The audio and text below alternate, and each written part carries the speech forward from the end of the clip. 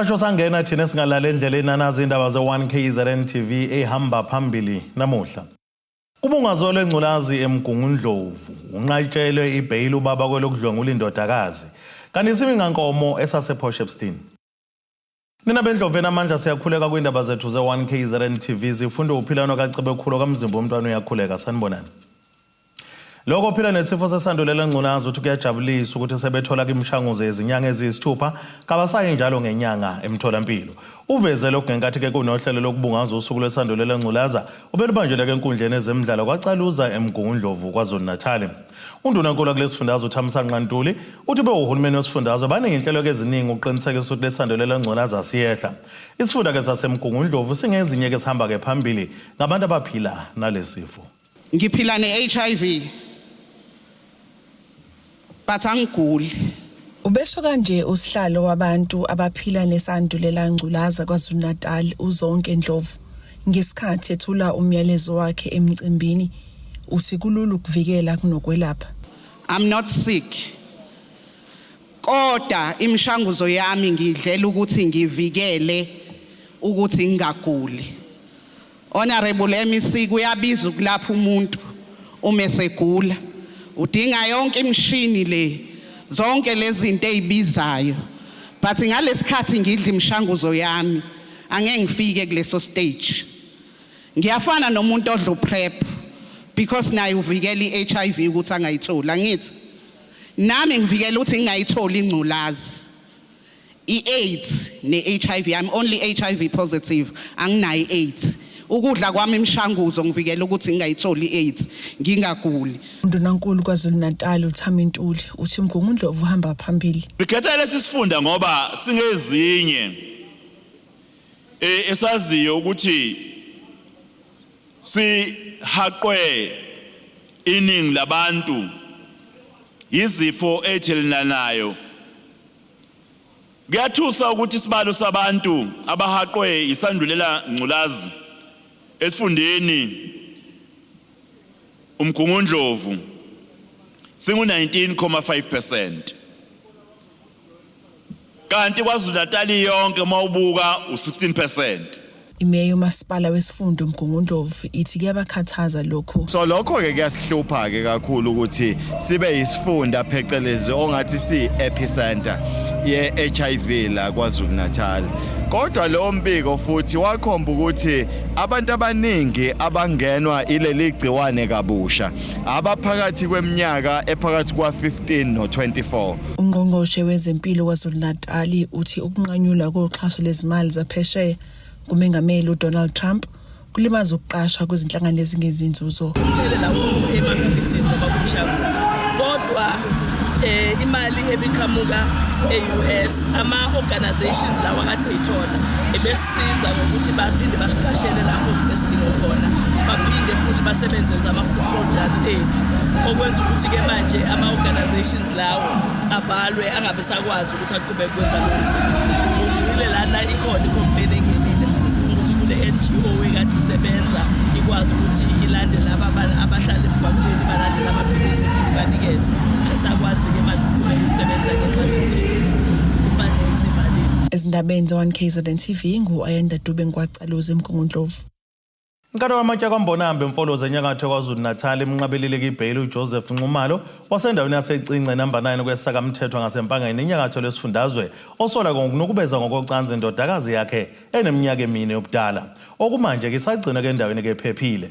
Leli cala libe sehlehlisela kumhla ziyishagalolunye kuyona lenyanga. Abephikhetha ke ngaphandle kwenkantolo kaMantla kwaMbonambe namuhla amalungu eqembu le-EFF njengoba namuhla uJoseph Nxumalo osola ngokudlwengula indodakazi yakhe neminyaka 4 ebezofaka ke isicelo sebail. Laba ke bemethi abafuna umsolo kuba ke athole ibail nangempela ke imantshi beyisimnqabela ukuthi ke adedelwe ngebail. Sithole ukujabula kakhulu uma inkantolo ithi ibail uzoqhubeka ehlale ngaphakathi ibail akazi ukuyithola kodwa ke uzobuya mhla ka9 December. So sizophinde sibuye futhi mhla ka-9 December sizophikisana nesinqumo sebail, but siyajabula ke inkantolo zethu uma ziwathatha serious lamacala e-GBV okudlwengulwa kweingane. So sibonga kakhulu ukuthi umsola uzogcinwa esitokisini, umphakathi uyaphepha ke futhi lapho. Ikhansela le-EFF liveze ukuthi ke kuyabakhathaza ukuthi kube nabantu abeseka abantu abasuke benze amacala afana nalawa angemeleki emphakathini. Undawonde uthi lona umkhuba ke kumele unqandwe ukuze ke ungabhebhetheseki ukwenziwa kwezenzo ezimbi ezingamukeleki emphakathini. Sidabuka kakhulu sisi ngoba kubo labantu bemndeni kunabantu abadala besifazana omama abazele futhi ingane zamantombazane. So kuyishwa ukuthi kube khona umuntu osavikela umdlwenguli eSouth Africa, kuyishwa elikhulu kakhulu. And sikhuluma ingane na 4 years idlwengulo baba wayayizalayo. Sathana nje ongaka mase kuba khona umama ozovikela lo muntu kanjalo, and bayazi ukuthi lo muntu uyenzile lento hayi ngoba kuyafuniselwa. Yabo, so kuyishwa kakhulu, kodwa ke siyambonga ke noNkulunkulu ukuthi ezimenzo ezimene njengalezi noma singajwayele kwemasontweni kodwa siyesikhuleke. Uyabo, so sikhulekele zona izinto ukuthi abantu abagcinwe emajele. Sibonga kakhulu nje inkantolo ukuthi amaphoyisa wenzile umsebenzi ambopha umsolo. Inkantolo futhi iyaqinisekisa uMantshwa ukuthi hayi umsolo akahlale ngaphakathi ngoba akasakudeserve ukuba nelungelo elifana nawo wonke umuntu eSouth Africa. Siphinde sikhuze abantu especially ecinci abangafuni ukuphuma ukuzokweseka imndeni uma imndeni ivelelwe izinkinga ezifana lezi ngoba kusasa umuntu kungaye uzofuna futhi simsupport. Sikusupporta kanjani ke ungabasupport abanye abantu? Njengamanje ke umntwana kanye nomama wakhe basagcinwe endaweni ephephile ukuze ke bavikeleke. Ingane isezandleni eziphephile manje, siyitholele indawo noma wayo. Kukhona lapha siyithole khona indawo sayisusa la engaphinde mhlambe ivelelwe inkinga khona, kodwa okwamanje ingane isendaweni eright, kunendawo esiyitholele yona ihlala nomama kahle nje. Akunankinga. Leli cala lizophindeke libuyele enkantolo mhla ziyishagalolunye kuZibandlela kuyo lenyanga. Estabeni ze1 KZN TV ngingusamuketswe Ngqulunga, ngibika ngiSembonambi ngaphansi kwamasipala waseMfolozi. Ikomiti lezempilo leshamthetho KwaZulu-Natal lihambeleke isifunda saso uGwini ukubheka ukuthi izinhlaka ezahlukene sezulungele inamaholidi kaZibandlela.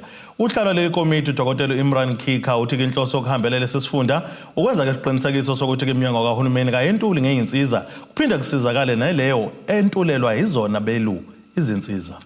Ikomiti lezempilo leshamthetho KwaZulu-Natal lihambele isifunda ugu lapha eminyango kahulumeni ibiyethula imbiko ngokuthi sebewalungela amaholidi kaDisemba nokubhekana nezinhlekelele. Laba bebehlanganyele esibhedlela iPotchefstroom Regional. Usihlalo waleli komiti uyachaza. The role of the committee is actually oversight. We are not an implementing department. Ours is to check that departments that are saying that they are doing something, are they really doing it or not? That is the purpose of our visit. When we focus on health, when we're here in the hospital, we want to see that their casualty is ready. So if an accident comes in, or if a seriously injured person comes in, if it's not an accident, if they were shot or stabbed, or if they were burnt, whatever happened, if it is a case of GBV, whatever happens, that they have what they need to do the work to serve the resident or the person or the visitor to our province. So that's what we want to see. We want to see that the theatres are ready, that the X-ray departments are ready. We want to see that the ICUs are ready. So these are the kinds of things that we want to look at in the facilities. Invited various stakeholders. This includes the district fire and services and rescue services. We also brought along or invited to our meeting the South African Police Services. We invited the Forensic Pathology Services, the Road Traffic Inspectorate, because all of these departments, whether it's the Department of Transport, COCTA, all of these departments are responsible or have people that are responsible overall for ensuring the safety of the visitors to our province and also the residents. As you know, during this festive season, the N2 and N3 corridors become very busy. And we have lots of things going on in our province. We have children that are on school holidays. We have people that return home from other provinces to come and spend time with their families. So various things happen in our provinces. Our hospitals see an increased number of casualties. We were at Ngwelezana recently. Last week we were there. And one of the things that they said to us that the operations that were conducted by SAPS and the Road Traffic Inspectorate on one particular weekend reduced their numbers in their casualty by about 90%. That means of those very serious accidents and casualties that arrived there, it was reduced by 90%. In fact, they were telling us, they went to the extent of telling us that they were even thinking of the days of COVID when there was a ban on alcohol. We'll also speak to the emergency services. We want to know about their vehicles. Do they have enough on the road? Do they have in their vehicles all the ingredients that they need to treat somebody at the scene? Earlier today, we heard that one local municipality, their jaws of life is broken. Now, this is of a serious concern to us. However, the observation was that they will resolve it and there is a backup plan. It's not enough because it shouldn't be broken. It should always be maintained, but we'll look into that as the portfolio. Leli committee libe selidlulele esibhedlela iGJ Crooks eseScottburg. Lumbiko benuwethulelo zamando sicele wezindaba ze1 KZN TV ngisesayidi. Asithi ishelele itolo nenabesilo siyabuya futhi nezinye zindaba.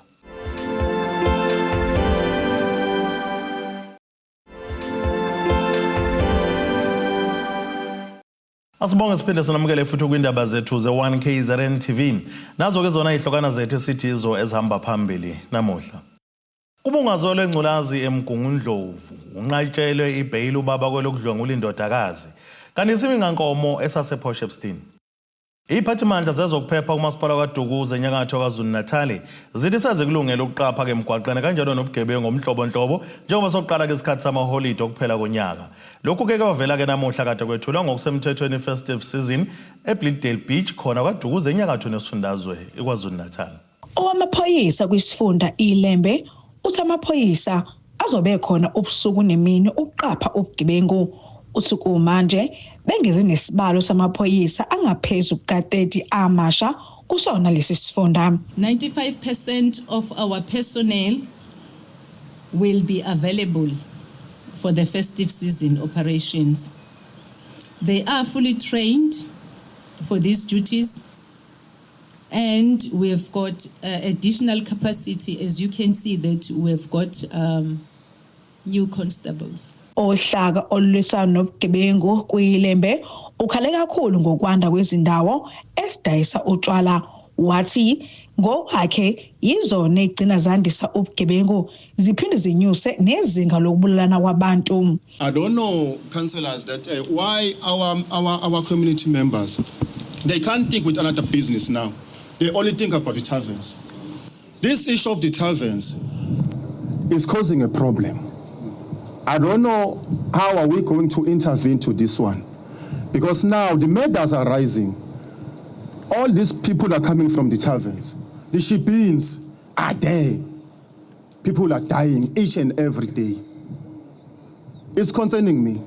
Umeya uthe izinhlelweni abanazo zihlanganisa zonke izinhlaka zezokuphepha futhi bazoqinisekisa nokuthi ziyancipha izingozi emgwaqeni, ubugebengu, ukuminza kwabantu emabheshi. Firstly, we aim to reduce accidents and fatalities on our roads. Secondly, we aim to reduce drownings by bolstering lifeguards' presence and marine safety measures. We commit to reduce crime by increasing visibility and proactive interventions. We seek to diminish the fear of crime by educating and engaging our communities.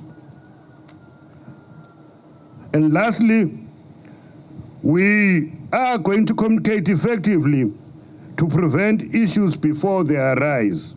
Lo masipala uphinde wethula nezimoto ezintsha ezizolekelela ekusebenzeni ngamaholide. Ngodaba Sibisi wezindaba ze1 KZN TV kuChannel 261 ngekwaDukuza.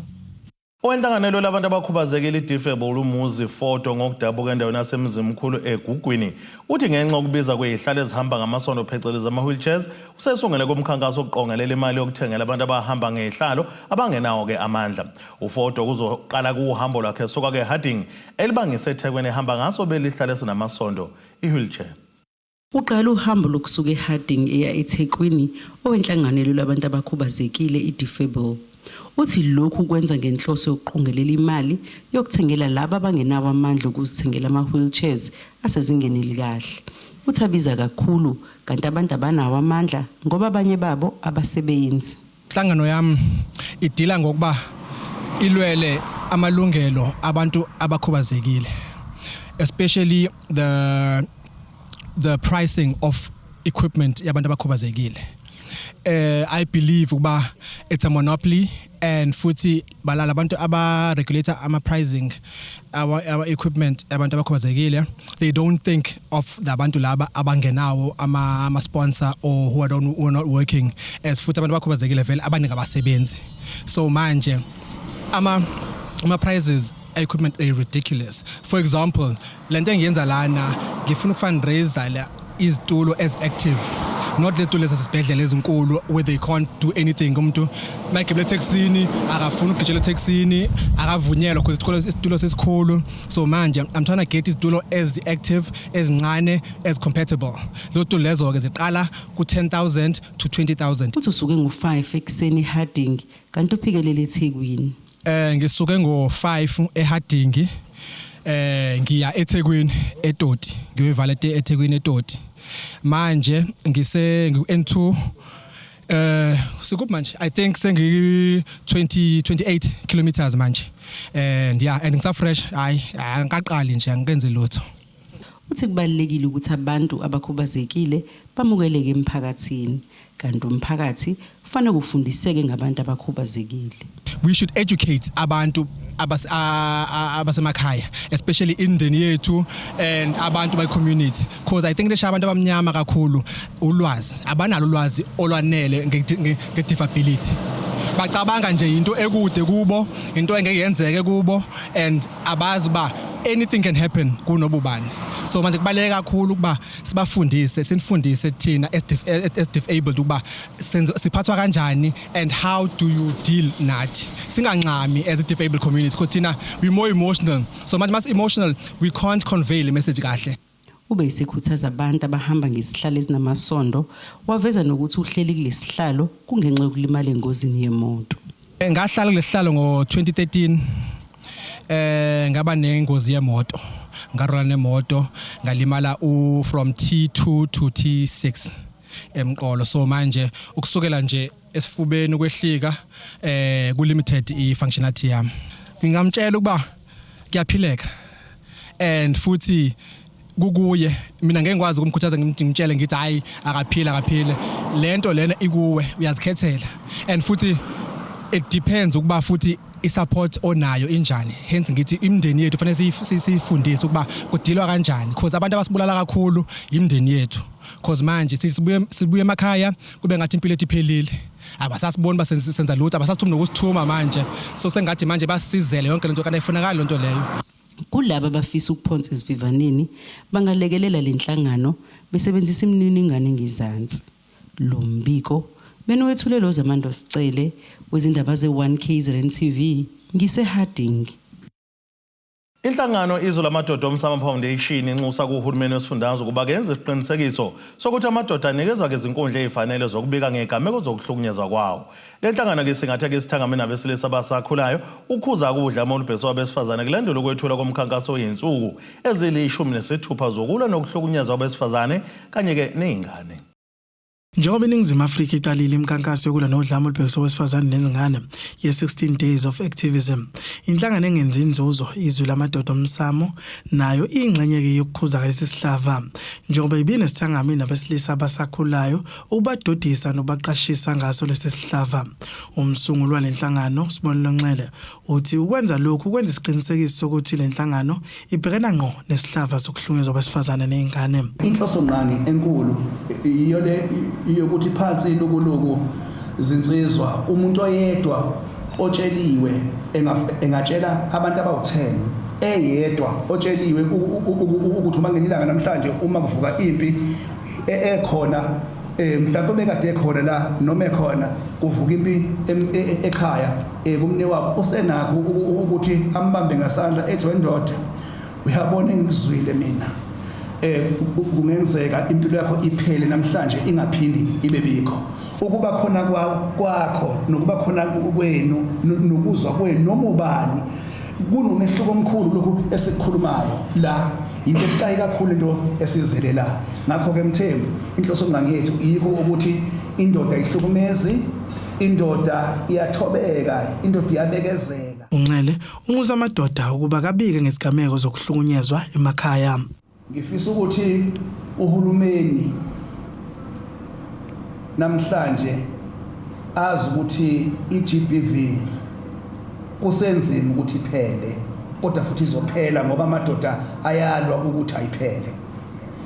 Yini eyenza ukuthi iGBV sithi inzima ukuthi iphele? Ilento yokuthi amadoda kuthiwa wakhali, ilento yokuthiwa amadoda ndodani lena ehamba ikhala. Ingakho ngithi indoda ayikhali imemeze, kodwa ikhala ngokuxoxa ukuthi kwenzakalani, yini eyenzakalayo. Amadoda ayashawa, ufuna ukuhlala ukwazi lokho. Ngifisa ngisho ubaba umhlonishwa wakulesi sifundazwe uma elibuka lolu daba namhlanje nalapha zolubuka khona, umhlonishwa ubaba uNtuli nethimba lakhe lonke nomasipala nje bonke nabaholi bonke, ngoba ngiyazi ukuthi lokhu kuzofinyelela bona. Ngiyafisa ukuthi bazi ukuthi impilo yendoda inzima. Uthi lenhlangano imele nokuhlunyezwa kwesifazane, ingakho kuyithathe isinqumo sokuba ke ihlangana nabesilisa abasekhulayo ukubadodisa ukuze kunqandwe lesihlava. Ilezi zinto ke esibhekene nazo namhlanje, esithe namhlanje kumhla ka2 December sathi ake senze le briefing ukuthi nali izwe libhubha, naba abantu besifazane bebulawa nezingane, naku konakala. Izindabeni ze1KZN TV kuba inkosi enhle Mthembu empangeni. Asiphinde sithi shalele itolene nebesolo siyabuya futhi nezinye zeindaba.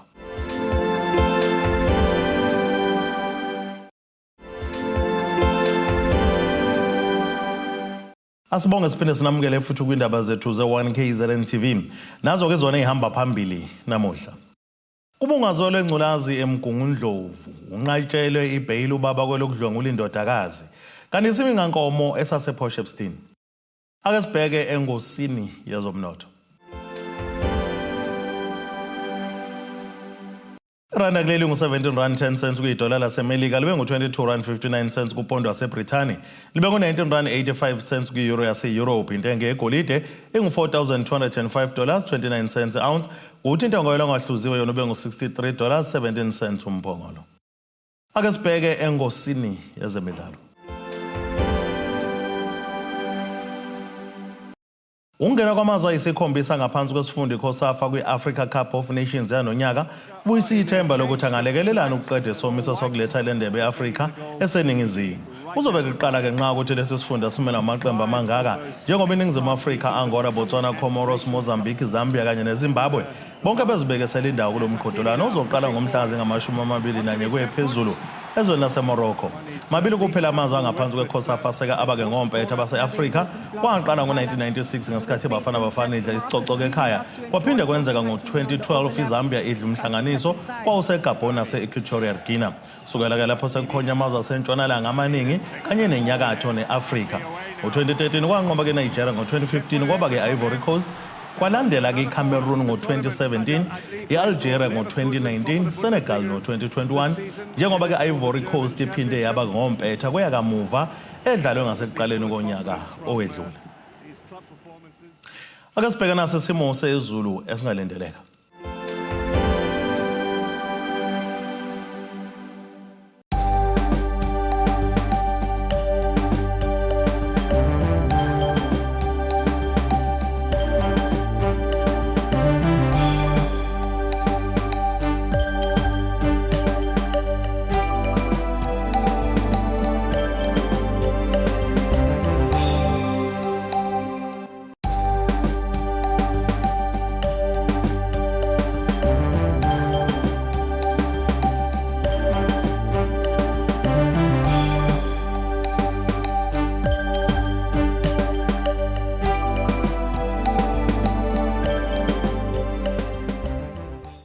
Nena bakamkhumbi kudluka sibone amagumgedlela kwamzimba umntana nethimba lonke leindaba sithi khumu.